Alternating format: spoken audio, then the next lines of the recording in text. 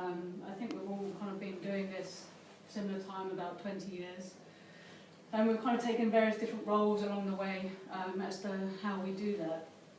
And one of the things which, you know, I think we're really starting to see more in the mainstream, and what I mean by that, we're in our fitness bubble, but outside of that, what can we do for the general population that may not be, you know, knowing as much detail as we get to talk about and understanding the importance of those things. And one of the things, and I really start to see it kind of trickling down into the press and more mainstream now, is around inflammation. And it's something that, you know, we see bandied around quite a lot, but we perhaps don't understand what that means for us and what we can actually do about it. So Daniel's going to start and talk to us on that a little bit. All good? Cool. Cool. We'll move on. And then we'll just do so that's us.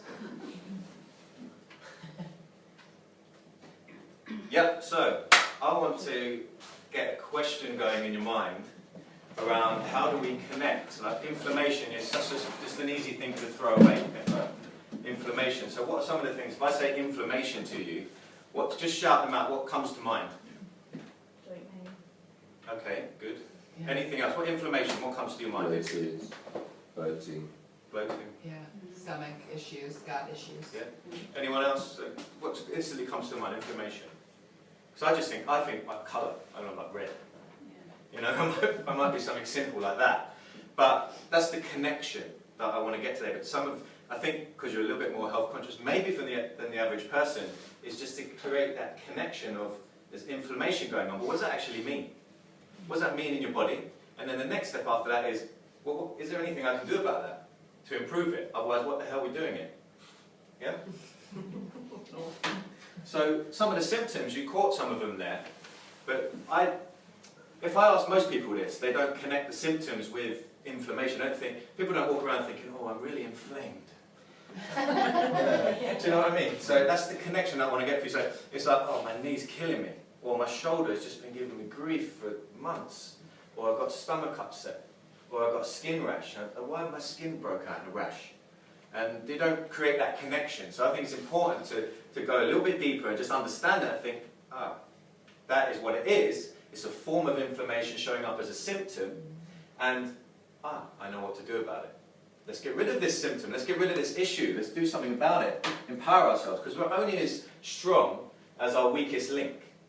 So if you're working as hard as you can, maybe you have a family, maybe you're just selfish and you want to have an amazing life. I don't want to call it selfish, I'd say that's smart. But however you want to relate to it, that's up to you. But you're only as strong as your weakest link. And if you push yourself at any point in your life, which we all need to when we're passionate about something, we want to achieve something, there's a point where you might break. Now, can we strengthen that link? Can we strengthen our weakest link and therefore push ourselves that little bit further? Have a little bit more endurance, have a little bit more energy and vitality in our everyday life. And then what can we do? Some other symptoms of inflammation are loss of appetite. So you've got loss of appetite going on, inflammation going on because of it, creating a loss of appetite. You're not eating as much as you would, and therefore you're not getting enough nutrition. Not enough nutrition going in, then your energy levels aren't going to be where they could be. Makes sense, right? So it really is a secret killer. It's insidious, it will creep up on you, you won't even notice it, and then before long you're thinking, I used to be able to get up at 5 o'clock and go all day, and now I can't. Why? Is that age? Like Heidi touched on it. Is it age? Do we just say, oh, I'm just getting older? Not really, because there are some super healthy people in the world, about 90 years old, still running sprint races and 200-meter record holders at that age.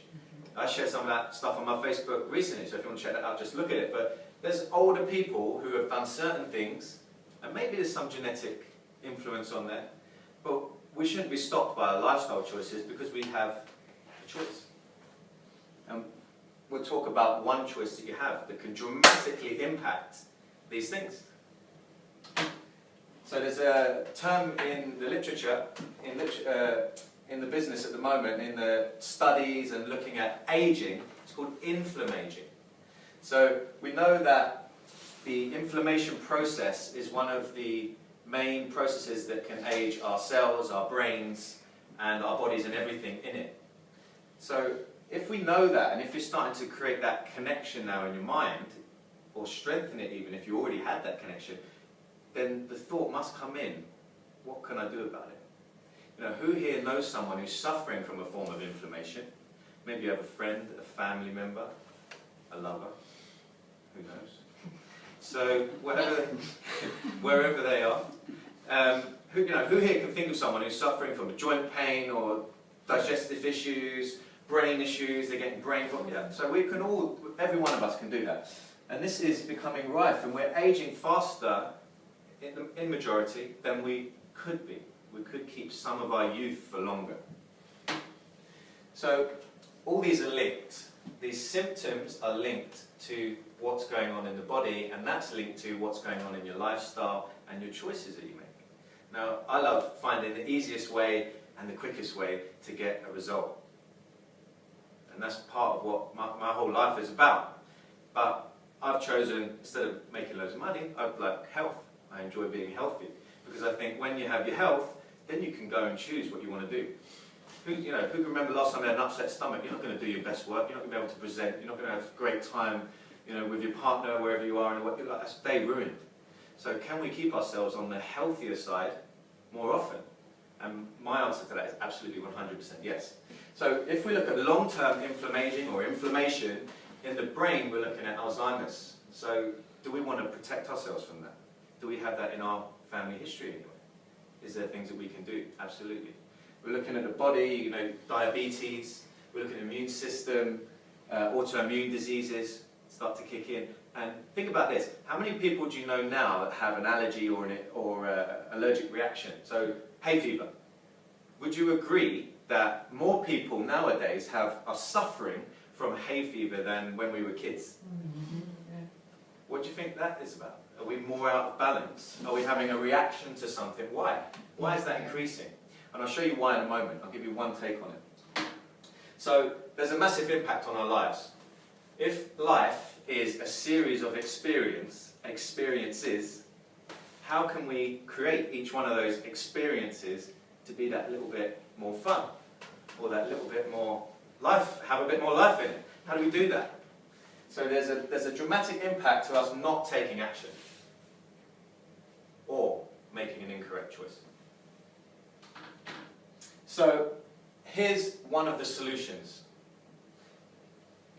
I'm all about stacking solutions. I'll talk you through this in a minute if you can't see it, don't worry. So I'm all about stacking solutions. So I don't think there's one thing you can do. I'm just going to take this one pill and everything's sorted.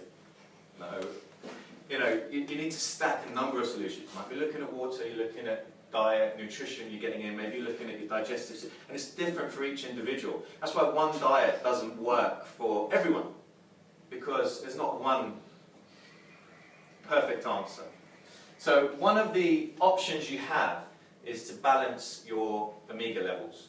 Is there enough in your blood for a start? Are we getting enough omega? It should be between 8 and 12%. And a couple of tests have come back, personally for me. Mine, how about mine? I look pretty healthy. I like to take care of myself. My test came back and I was 1.8% omega in my blood. Three. Omega-3. Omega's totality, right, in my blood? Yes, 1.8. 1.8 omega in my blood. It's supposed to be between 8 and 8 to 12. So I'm dramatically... You were actually really bad. And I can say from experience from the Danish market, that's probably one of the lowest I've seen. Denmark, Because in Denmark it's... Imagine when I get this up! You are unique. Let's do it. And then my ratio of omega-6 to omega-3 was 13.5 to 1. So that's way out. And I take care of myself. My son was born 8 months ago, and I stopped supplementing about 2-3 months before he was born. But I've always supplemented since the start of my career 20 years ago. So I stopped that. And that gives an indication for me, and now I'm sharing it with you, you can get that insight is, even if you eat well, if you take care of yourself, if you stack a number of health solutions in your life, you still may need another little bit of help in a specific area. And as Tony said, it's a no-brainer. You say fish oil, and people say, oh yeah, that's good for me. I eat fish a couple of times a week. I was reading some papers on this the other day, and they were saying you need to eat about 5+ times a week in order to maintain your omega status. And then the next step is, well, what types of fish? Can I just go to Iceland and grab a pack of frozen fish a week? I'll eat that 5 times a week. No, because it might be farmed and it's going to give you the wrong type of omega level. So can you get the best quality fish oil, and can you eat that enough times every single week in order to maintain? Now, if we're starting from a deficiency, then how am I going to get it up? Does that mean 10 times? And how much am I going to spend on that? So one of the most cost-efficient and time-efficient options, and that's why I'm passionate about this, because I love health and vitality, and the more people I can help to get healthy and vitality, then I get to have more of a fun life, because you're all feeling good, and like, whoa, where are we going, where's the party? Yeah. So I'm totally up for that. That's part of why I'm doing this. This is 10 seconds of your day. Think about that. 10 seconds of your day. I know that you need to train, 3 hours plus a week in order to achieve the body, transfer, blah, blah, blah.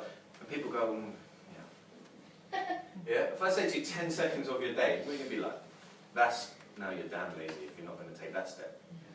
It's going to take you 10 seconds of your day. Now let's break the price down. It's £1.13p per day. How much would you pay for a coffee or a tea? £2, £3? No worries. Just that's not going to dramatically increase your health and your vitality over a long period of time. Depends on the tea or coffee. I'm one with tea or coffee as well. Anyway, Starbucks is really good. that's another solution. But here's the solution. So if we look at this, we should be 1-to-1. That's when we establish the genetic pattern. That's when we're at optimal, personal best. Yeah. When we go above, so as soon as we reach 2 to 3 to 1 omega-6 to omega-3, the ratio goes up 2 to 3 to 1. Inflammation and arthritis goes bang. You open yourself up to the potential of that. All right. So then we're looking at 2.5 to 1. Developing cancers goes up dramatically, and these are documented studies, and this has been looked at by all the doctors and all the clever people. I'm just a PT. So I'm just delivering, don't shoot a messenger. So 4 to 1, you reduce your total mortality. So how soon, how long you live. And then I always love another question. So how long are you going to live, but how good's that life going to be? And we do have a choice. You can put your hands directly on the controls of that, if you choose.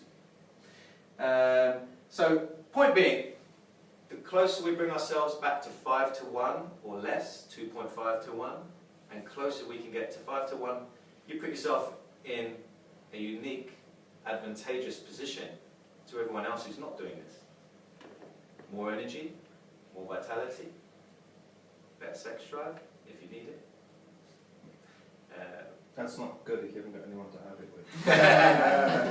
Well, I'd argue it might force you out as well. It might force you to take a peek out there who's around. And we're in Talk to London. people about fish oil and get more people to have sex with. So, it's important. And the point being, if we now link, I'll just finish off on this point, is some of the symptoms that are going on in our lives, energy, vitality, joint pain, which we talked about. What's really going on is the inflammation. And is there something we can do about it? Yes, this is one big thing, one big step that's universally agreed on that can help with it. Help short term, because you'll notice the difference quickly, and the long term. All right. So I'll pass you over to Einstein, Elizabeth. Super clever. Yeah. Can we do this today? Like Yes. take the test and buy the oil and start today? Yes. Yeah, absolutely. Yeah. Okay. I want to do that. Just, Perfect. Elizabeth's Sound going to like take you Clodagh. through. yeah, I'm excited. Elizabeth's going to take you through the role of this and how we can view it from a different angle as well, from a professional's perspective. Cool. So I totally can't live up to the Einstein thing, but thank you. It's true though. I can only come down from there now. So yeah, just a little bit about our role. So often I'm having this conversation with other practitioners and trainers and coaches, but it's not exclusive. We don't need to be personal trainers to be having these conversations. I spoke with somebody yesterday who's not in that environment, and how are they going to be doing it? So kind of the example that I spoke about is if you're going to the gym, you can obviously have trainers and you can have expert help into how to be most efficient at getting the results you want inside the gym. But who here has got a gym membership or has ever been inside a gym other than to just look inside the gym? Who here's actually been in the gym and picked up a weight, got on the treadmill? Okay, cool. So that's pretty much everyone in the room, right? So you still know what you're doing. You found your way to the gym, you went there and you put on your gym kit and you got some weights and you went on the bike or something. So you still have an experience about what that looks like and what that feels like for you. So therefore you're still an authority, and you're an authority on your own body and you're an authority on your own health. So our role is, is all encompassing. One of the things that I'm having more and more conversations about, and this is really my passion area, is what do we do in terms of our planning? Because the Einstein part that Daniel's kindly alluding to is my geek area is the brain, and about how that impacts everything that we do. So I'll have people come to me that might have knee pain, and I'll start to look visually at what's going on, and I'm doing these kind of weird eye drills and sort of go, yeah, let me just, because I'm not sure you've understood what I'm here for. I've got some knee stuff. I go, yeah, that's cool. I have understood that. What I'm going to do is just look at what's happening visually for you, because that has an impact on how your body views your knee. So there's lots of different things, and as Daniel kind of put on his slide, is that everything is linked. So people, generally with their health and fitness, we're really geared around this. It's like, oh, I want these things. Yeah, summer's coming.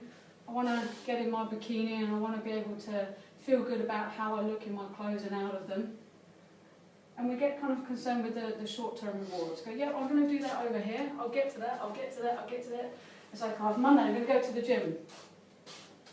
And somebody phones me and says, right, we're going to go out. I'm like, okay, cool. That sounds better. Let's go out. Okay? So we're in this kind of short-term thing. And the brain actually is not very good at planning for us long-term. And that's our role as a coach, to help people plan long-term so that we actually can have long-term health. And I'm starting to see a real shift in the fitness and the health industry, not moving away, but there's this kind of bigger noise coming through, which is about longevity and about what we can do to really take care of our health for the long term. And as Daniel said as well, it's okay, we're looking at longevity, but what is your quality going to be in your later life?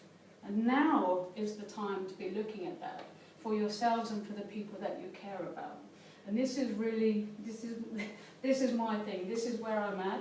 And if I can make an impact on the people that I care about and for my own health, for the longer term, this is where it's at. This is where the money is, okay? This is what is important. This is something I'll talk around a lot. So we don't make that change until the pain is bad enough. Going back to how our brain works and looking longer term and go, yeah, who thinks they're indestructible? Right, we all do, yeah? I certainly did. When I was 17, I was like, nothing could touch me. I can do whatever I want, and I'm going to be fine later in life. Yeah? Okay, so, yeah, that didn't work out so well. So, yeah, I started to have a few aches and pains and niggles. No surprise, kind of, I've come to be doing what I'm doing. So, this is something, people come in to see me and they say, oh, so-and-so just got a heart condition. So I'm starting to look at my own health, the executive that comes to me that's having that super stressed work role. I won't name anyone, but they've gone to have some heart surgery. Okay, that's fairly major. So we get this jolt of, well, maybe that could be me. Maybe I'm not indestructible. What else can I start to do to make sure that I'm going to be around? Daniel's a new father. He's like, right, I'm going to be around for my Litman. This is the real stuff. Body composition, cool, really good.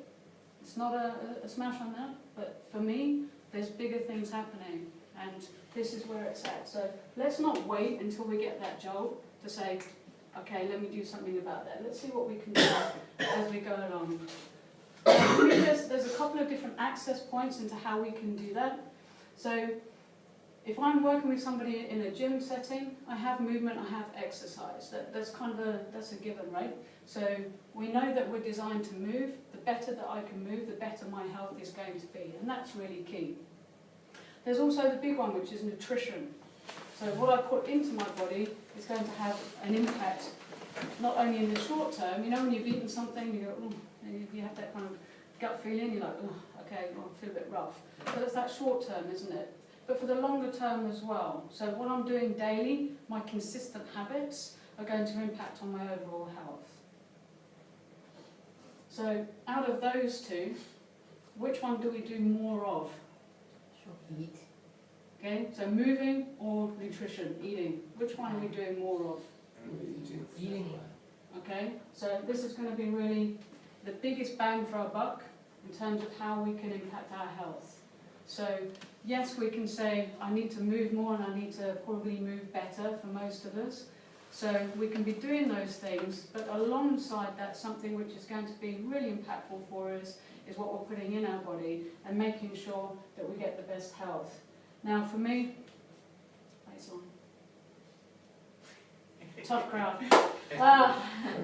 So it's about bringing up the baseline, okay? So how we do that is bringing up the nutrition so that our cellular health actually is in an optimal state. So we've been talking about fatty acids, and do we understand what fatty acids are and what they are in our body and what they do for us? Some yes, some no, okay? We need them. Yeah, so we need them, we absolutely need them. Every cell in our body is made of fatty acids. So go, oh, okay. So if I take the Arctic oil, every time I'm taking that, I'm improving every cell in my body. So a healthier cell has a flexible membrane, it's pliable, it's able to do some stuff, it's able to behave like a cell and behave like a healthy cell. So not only can it then take nutrition in, but it can remove toxins out of the cell. So a lot of our diseases and issues that we have in terms of our health are because we can't remove toxins. So things build up in the body and we get into a state of a more acid or inflammatory state, and that has a whole cascade of health problems which we want to definitely avoid. Okay?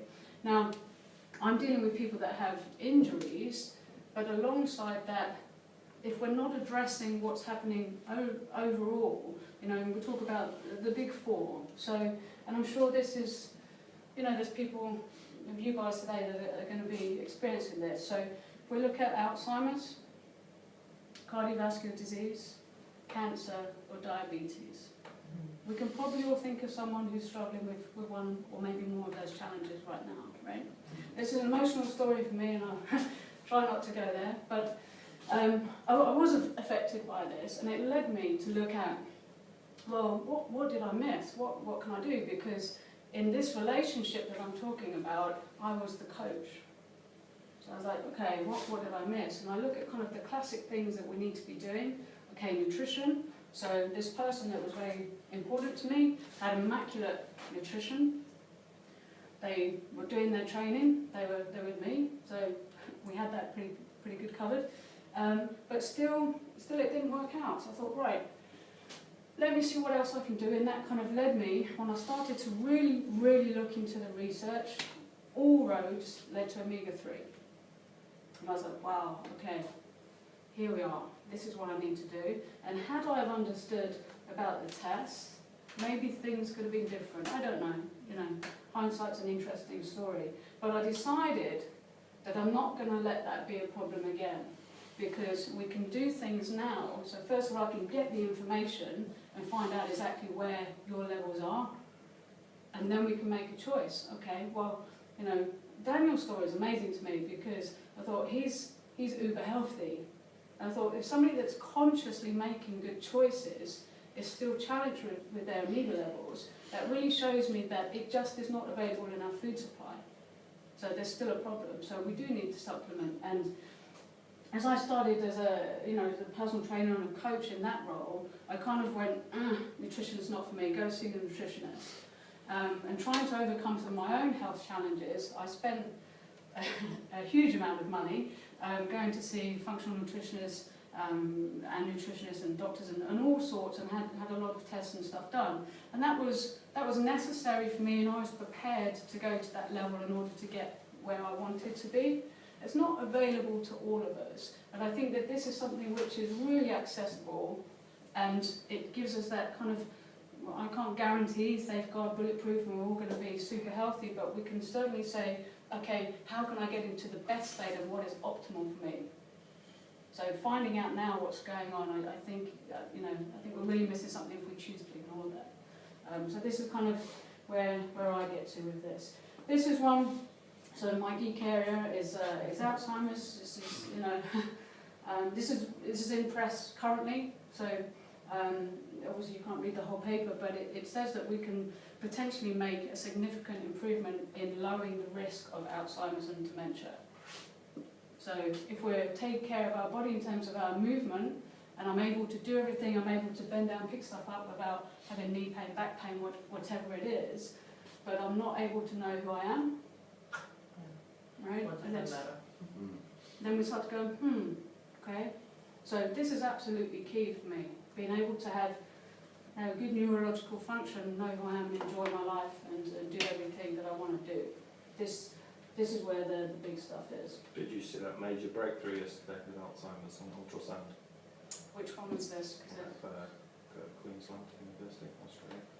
I didn't see news yesterday, but That they've got an ultrasound that can break down the plaques. So yeah, quite interesting. there's a lot of encouraging research coming through. I'll look that up. Thank you. Yeah, they literally done it yesterday. Yeah. Great. Yeah, I mean, without going off on a tangent on it, what is happening in terms of new research has been in the labs for a while, and then it starts to come up, but certainly some encouraging news, I think, because this, you know, Alzheimer's as well also, I think, and it's not about, okay, which one is most important, but I think there's others which get a lot more press and a lot more attention, and I think this one, you know, people are really struggling with it, kind of, you know, in their families, and it's very hard to navigate for people. So I think if we can do something about it, then we should be doing that. These are a couple of tests of two very important people to me. So this is my parents. So I said, right, here's what we're doing. And there was no choice involved in this. So I said, okay, cool. Now I'm blessed with the best parents in the world for me. And so, you know, they took us on board and went, right, we'll do this. Now, you know, they do go to the gym. I can't describe them as gym bunnies, right? But they go to the gym and they make efforts to be healthy. And for the most part, their diet and their food is really pretty good. You know, not eating stuff out of packets. So, you know, that kind of, I would say, general, but on the healthy side. And this was really interesting because I did a bad job when I took them through this in terms of, right, this is what we're doing, and I didn't kind of take into account how it would be emotional when one receives these results. Because when you get the scan and it goes, okay, you're in the red, right? We're trying to get to green. And you go, oh, this is pretty bad. Oh. But what happens is, you say, okay, so the result is 2.2%. This is the total amigas. So for me, I went, okay, well, this means that we have an opportunity to make a significant difference, and we can prove this. Along with this, a couple of kind of health complaints, as you'd expect, maybe later in life. But again, as Daniel said, this is like, okay, we really do put that down to I'm getting older. And every time my parents said that, I said, we're not having that, it's not allowed in this house, we don't talk this way. But what else can we do?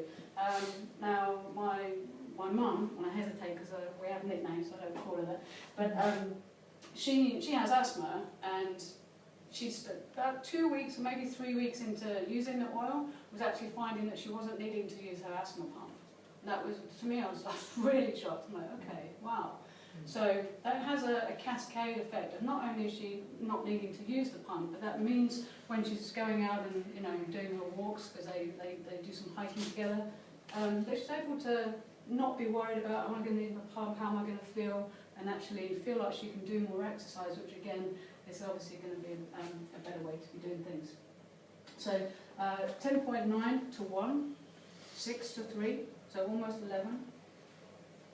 Huge, not ideal. This is my dad's.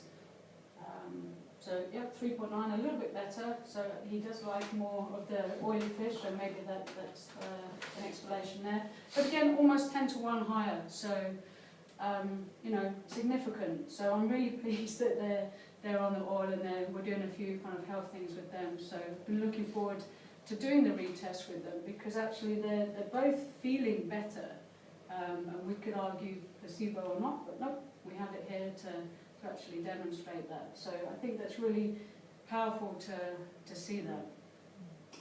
So that's kind of my bit wrapped up. Shall we take a little break and then do Yeah, we can do some, Is that also all? some tasting. Yeah. Everyone want to try it out? Cool. Yeah. Is there any questions before we crack I've got open that? two. Can children take it? Yeah. Is enough for kids? It's Yes. definitely for kids as well. Yeah. And how do you source the fish? I know you said it's up. I know you said it's wild fish. How do you source it? Is it environmentally friendly? Definitely, it's one of